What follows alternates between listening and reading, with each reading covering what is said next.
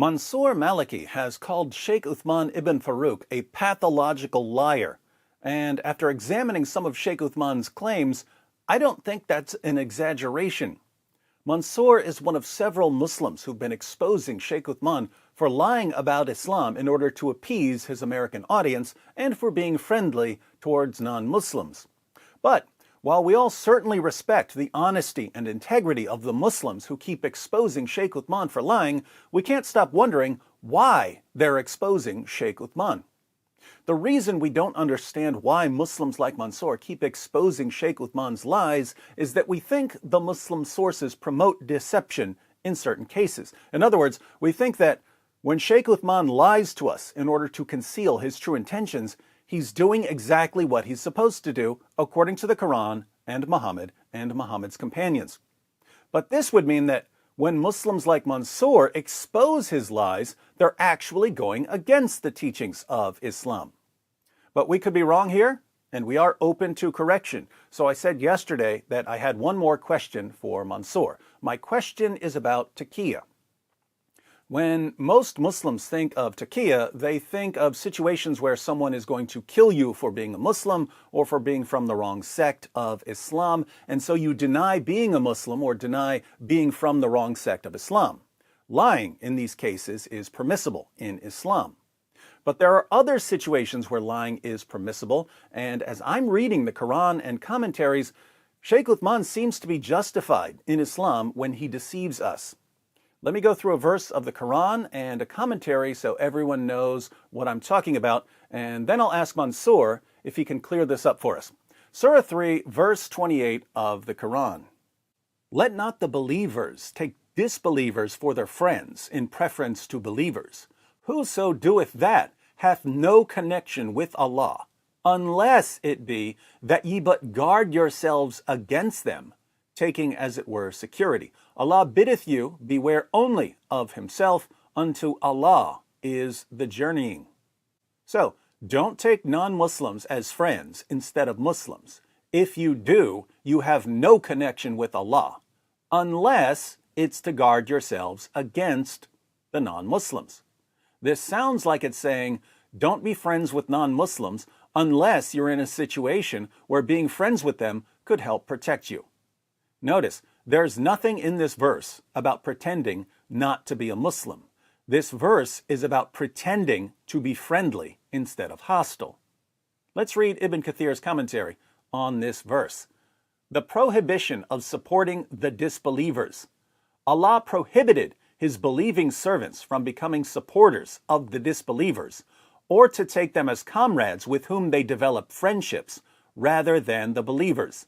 Allah warned against such behavior when he said, and whoever does that will never be helped by Allah in any way, meaning whoever commits this act that Allah has prohibited, then Allah will discard him.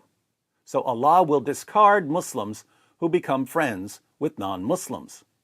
Similarly, Allah said, O you who believe, take not my enemies and your enemies as friends, showing affection towards them, until, and whosoever of you does that, then indeed he has gone astray from the straight path. Surah 60, verse 1.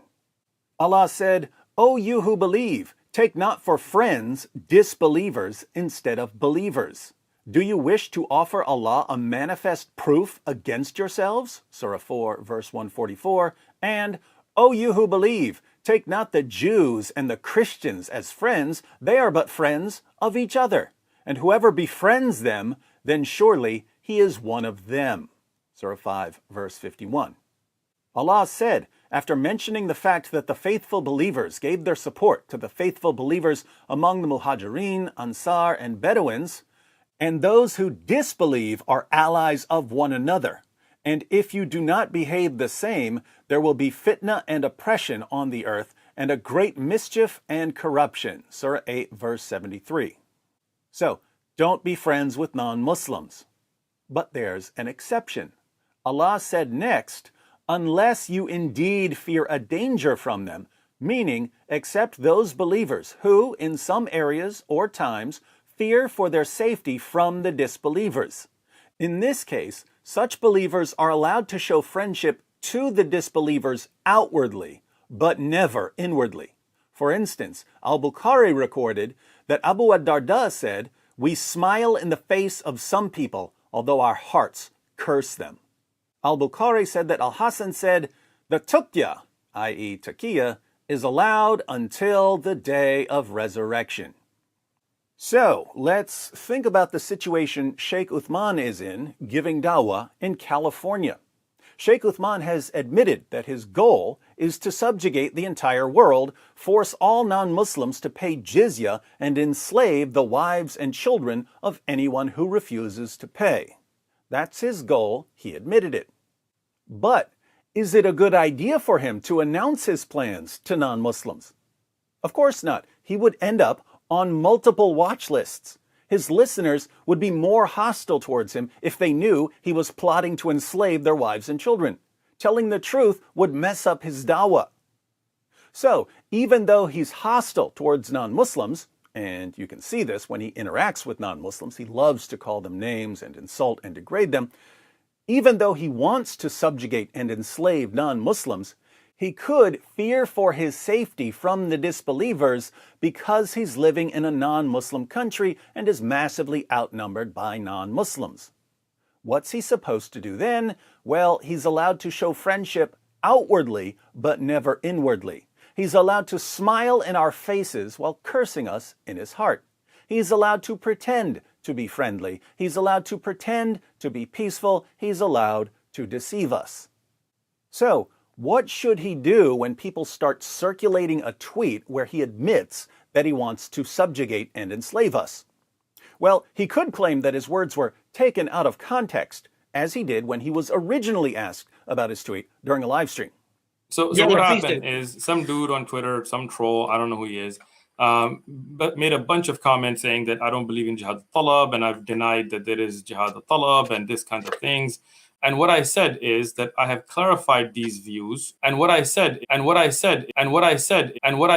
people have misconstrued that by cutting off the top part of the commentary. We have durus, and we're going to have in Zad al-Mustaqni', and which is what I said in the part of the comments that people cut off as well, and which is what I said. If the context defense doesn't work, he can just say that someone else posted it. So that tweet was not from me personally. It was from my Twitter account, right? Somebody who volunteered to take care of the Twitter account made that post, and as I disapproved of it, he deleted it. As far as I can tell then, when Sheikh Uthman lies about his agenda, when he lies about what Islam teaches, when he lies about the Quran, when he lies about the Hadith, when he lies about the commentaries, when he lies about Muslim scholars, as long as he's doing it to deceive us about his agenda, he's perfectly in line with the teachings of Muhammad. That's how things seem to me. So I don't find it at all surprising when Sheikh Uthman lies to my face and when his followers cheer him on for it. But Mansour and a number of other Muslims disagree. They believe that Sheikh Uthman is doing something terribly wrong when he lies about Islam. So they clearly have a different understanding of what's permissible here. They're clearly interpreting the Quran and commentaries differently from the way I interpret them and from the way Sheikh Uthman interprets them.